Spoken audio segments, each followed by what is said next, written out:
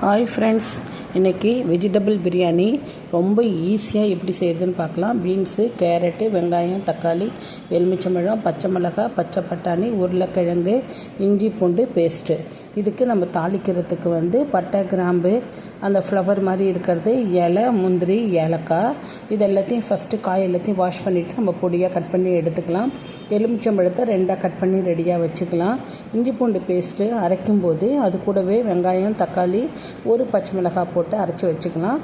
அதுக்கப்புறம் வெறும் மிளகாத்தூள், பிரியாணி மசாலா இதுவும் ரெடியாக வச்சுக்கலாம். தயிர், அவ்வளோதான் ஃப்ரெண்ட்ஸ். புதினா, கொத்தமல்லி, கருவேப்பிலை ஆப்ஷன்ஸ் தான், நம்ம வேணான்னா விட்டுடலாம். எல்லாத்தையும் சுத்தம் பண்ணி நல்லா க்ளீனாக எடுத்து வச்சுக்கிட்டு ஒரு குக்கரை வச்சு குக்கரில் எண்ணெயை ஊற்றி எண்ணெய் காஞ்சதுக்கப்புறம் நம்ம பட்டை, கிராம்பு, முந்திரி, ஏலக்காய், ஒரு ஃப்ளவர் மட்டும் போட்டுக்கிட்டிங்கன்னா போதும். ஒரு இலை எல்லாத்தையும் போட்டுட்டு அதுக்கப்புறம் வெங்காயத்தை நீள்வாட்டத்தில் கட் பண்ணி வச்சுக்கணும். அதை நல்லா போட்டுட்டு வதக்கி எடுத்துக்கணும். வெங்காயம் நல்லா பொன்னிறமாக நல்லா வறுத்து எடுத்துக்கணும். அப்போ தான் டேஸ்ட் ரொம்ப அருமையாக இருக்கும். அப்படியே கடையில் வாங்குகிற பிரியாணி மாதிரியே இருக்கும்.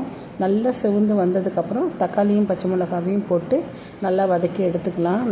நம்ம கை விடாமல் நம்ம கிண்டிக்கிட்டே இருந்தோம் அப்படின்னா நல்லா வதங்கி வந்துடும்.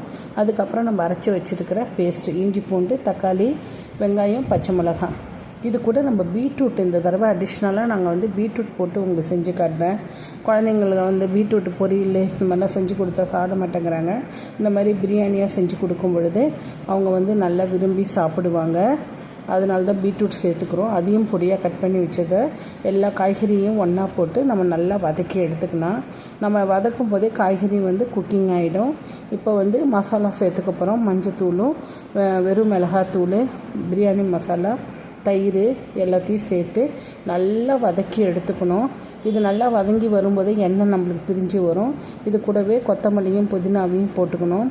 நல்லா வதங்கி வரணும். வதங்கி வந்ததுக்கப்புறம் தான் நம்ம தண்ணி ஊற்ற போகிறோம். நான் ஆர்டினரி வீட்டுக்கு ஒயிட் ரைஸ் சமைக்கிறதுக்கு வச்சுருக்கிற அரிசியிலே தான் நான் பிரியாணி செய்கிறேன். 1க்கு 3 டம்ளர் தண்ணி ஊற்றிக்கிறேன் நான். இது நல்லாவே பொலன்னு சூப்பராக வரும். இப்போ தண்ணியை ஊற்றி நம்ம கொதிக்க வச்சுட்டு அதுக்கப்புறம் லெமன் போடுறது அந்த மாதிரிலாம் இல்லை. இப்போ தண்ணி ஊற்றின உடனேயே நான் அரிசி போட்டுறேன். ஈஸியாக குக்கிங் ஆகிடும். ஒரு 20 மினிட்ஸ்லேயே வெஜிடபிள் சாதம் நம்ம குக் பண்ணி கொடுத்துடலாம். ரைஸ் போட்டதுக்கப்புறம் லெமனையும் நம்ம புழிஞ்சு ஊற்றிக்கிறோம். அதில் இருக்கிற சீட் எல்லாத்தையும் எடுத்துடணும். 1 ஸ்பூன் நெய் விட்டாலே போதும்.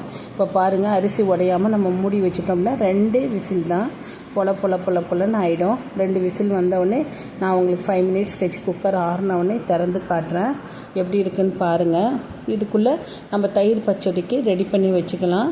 வெங்காயம், தயிர் பச்சடி, கொஞ்சம் கொத்தமல்லி தடியெல்லாம் தூவி ரெடியாக வச்சுருந்தோம் அப்படின்னா பிரியாணி ரெடியானவுடனே நம்ம எடுத்து பரிமாறிடலாம். இங்கே பாருங்கள், பொலன்னு சூப்பரான சூடான வெஜிடபிள் பிரியாணி, பீட்ரூட் போட்ட பிரியாணி.